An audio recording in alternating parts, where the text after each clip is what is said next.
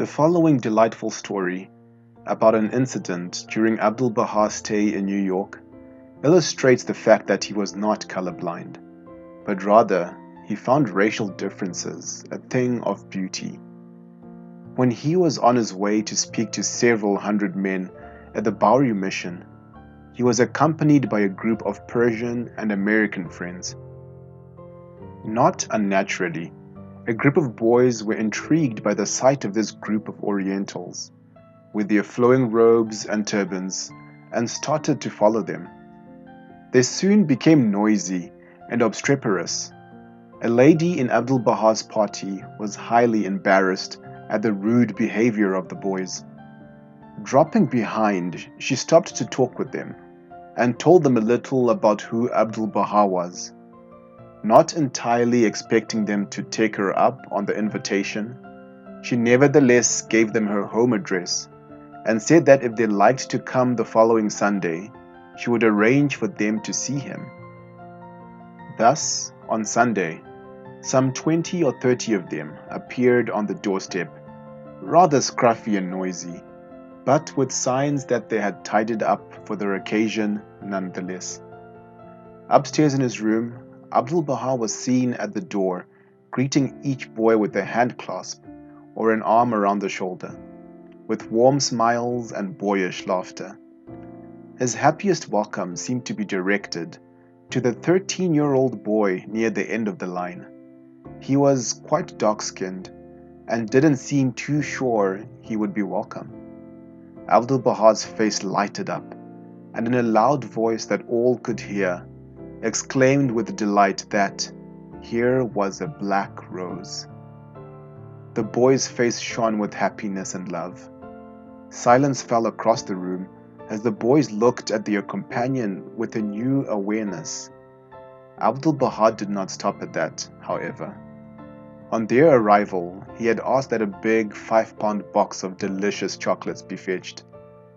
With this, he walked around the room, ladling out chocolates with a handful to each boy. Finally, with only a few left in his box, he picked out one of the darkest chocolates, walked across the room, and held it to the cheek of the African-American boy. Abdu'l-Baha was radiant as he lovingly put his arm around the boy's shoulders and looked with a humorously piercing glance around the room without making any further comment. It is of particular interest that this story happened in the early 1900s, when racial discrimination against the African American community was at a high.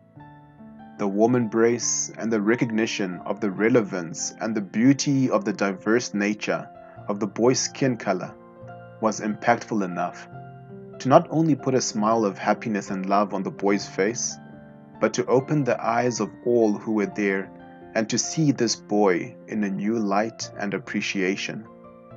Likewise, our eyes need to be open to the diverse nature of the different number of races, creeds, cultures, tribes, and nationalities we have.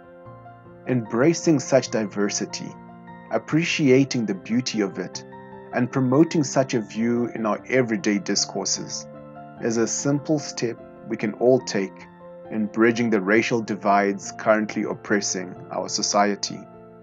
For, would the vast garden of the peoples of the world be beautiful if it only had one type of colored flower? Consider the flowers of a garden. Though differing in kind, color, form, and shape, yet, inasmuch as they are refreshed by the waters of one spring, revived by the breath of one wind, invigorated by the rays of one sun, this diversity increaseth their charm, and addeth unto their beauty. How unpleasing to the eye if all the flowers and plants, the leaves and blossoms, the fruit, the branches, and the trees of that garden were all of the same shape and color.